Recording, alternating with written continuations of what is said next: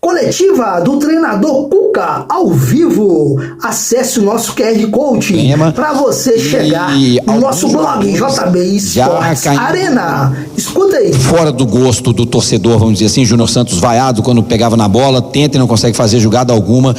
Eu queria que você falasse um pouquinho sobre esses fatos que aconteceram no jogo, principalmente a questão da bola aérea e de alguns jogadores não engrenarem com a camisa do Galo. Sim, boa noite. Eu acho que o jogo estava muito bem jogado de nossa parte, o controle do jogo muito grande, muito tranquilo. Fizemos tivemos o domínio do jogo e a gente sabe que o Grêmio ia vir por uma bola, né? E nós cedemos um escanteio e nesse escanteio tomamos o gol, até não foi uma grande cabeçada, foi um erro de marcação.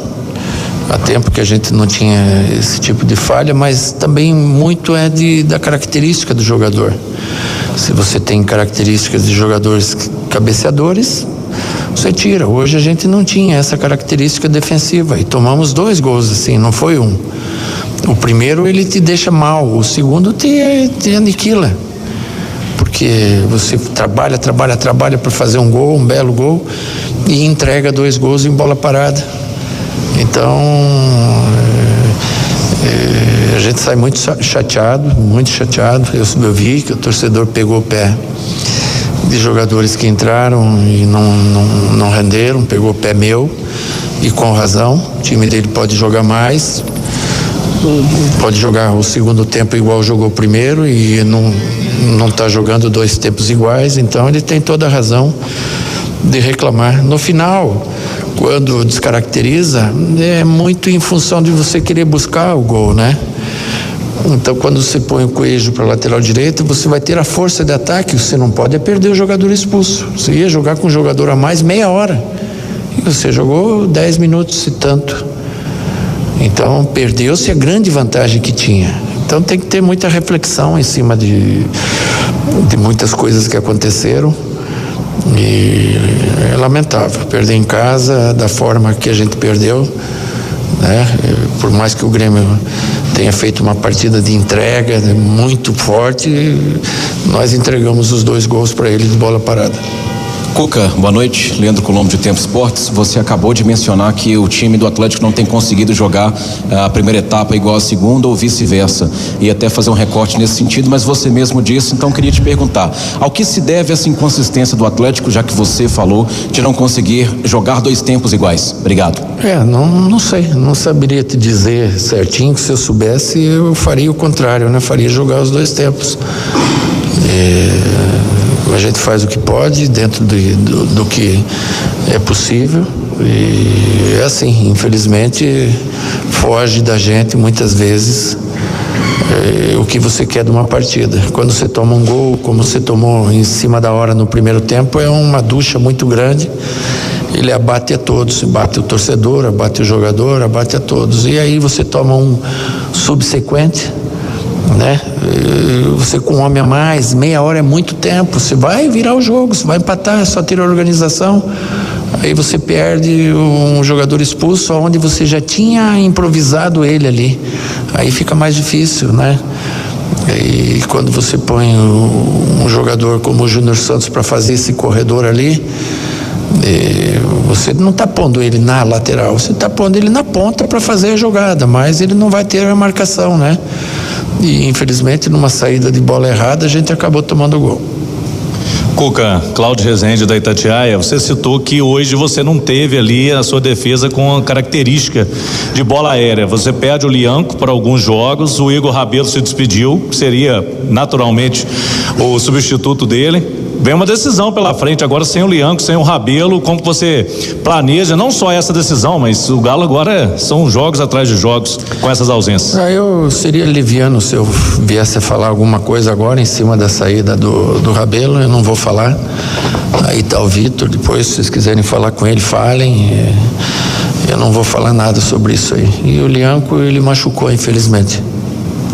Cuca, boa noite. Dina Almeida do canal Afonso Alberto BH Esportes. Cuca, nenhuma das últimas coletivas que eu tive a oportunidade de participar, se eu não me engano, contra o Bragantino, eu perguntei você justamente sobre o setor defensivo do Atlético. E você me deu amplas justificativas sobre o setor estava bem. Agora você tem 2 jogadores para o setor defensivo, que é o Vitor Hugo e o Ivan Roman, que você vai poder utilizar. Essa é a sua zaga preferida? Não, lógico que não, mas é o que tem. Então não é o caso de ser preferida. A gente está lutando por essas peças aí desde a chegada, que é o volante e o zagueiro. A gente tem essas necessidades e a gente ainda perdeu mais do que já tinha. Então é difícil, mas eu não quero falar disso, porque senão você vai pôr a culpa da derrota em cima disso e eu não quero que seja dessa forma. Cuca, boa noite, Tiago do canal Tiago de Araújo. Queria falar sobre o primeiro tempo, né, que ao contrário do último jogo, foi um primeiro tempo mais dinâmico e coincidentemente com entradas de Alexander e também do Reinier. Queria que você comentasse a entrada dos dois, se te agradou aquele toque de bola. Parece que o time no primeiro tempo estava mais inspirado. Obrigado. Sim, jogou bem. Criou bastante, o Grêmio estava bem atrás e você tem que ter a paciência de criar, ter as jogadas de fundo, de flanco, por dentro. Algumas peças ainda não renderam o que a gente espera delas, né? O que é normal num jogo. Sempre tem uns 3 ou 4 que não vão bem, mas tem aqueles 7, 8 que puxam esses 3, 4, né? E infelizmente tomamos aquele gol no finalzinho do primeiro tempo, uma bola despretensiosa, uma batida, um cabeceio baixo, né? Um erro de marcação grave que a gente teve.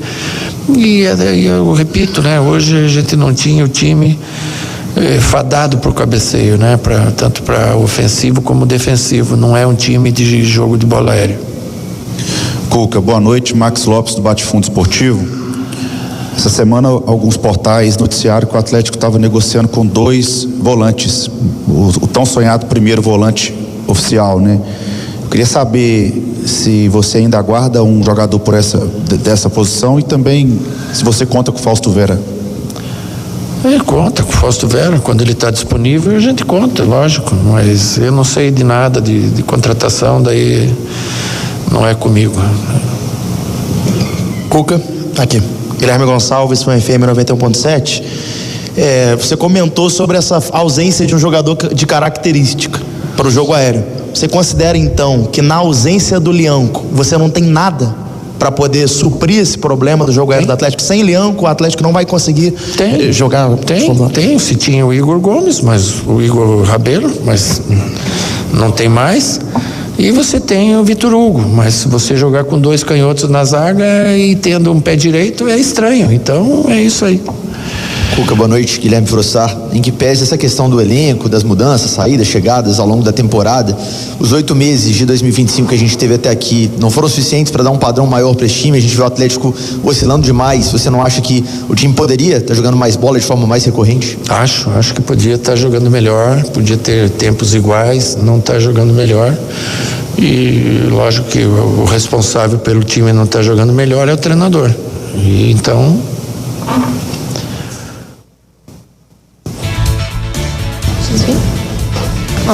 Cuca, você citou essas falhas, mas você acha que o resultado, essas falhas nos gols, mas você acha que o resultado de hoje foi só pelas falhas no gol ou faltou alguma coisa a mais nesse time? Se você não toma o gol, você ganha, né? E os gols não foram bolas trabalhadas, né?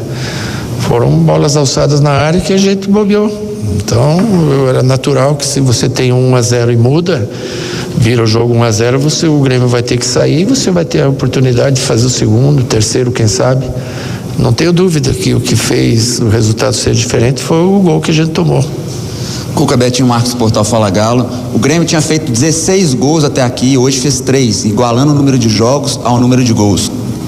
E o Atlético tem tomado alguns gols recorrentes ali na segunda bola. Hoje 2 escanteios, no jogo contra o Flamengo, uma bola que trança ali na intermediária e o Cebolinha faz.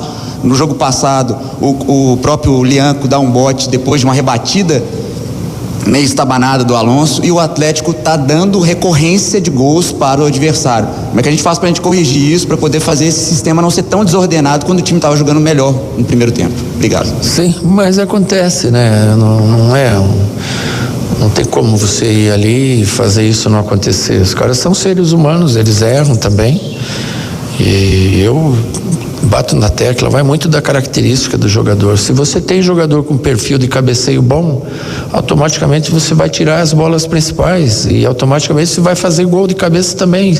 Se o teu perfil não é esse, você tem que usar outras alternativas de marcação. É o que a gente tem feito e infelizmente não foi o suficiente. Obrigado, gente. Ok, então encerrar. Galera do Galão. Se inscreva no canal.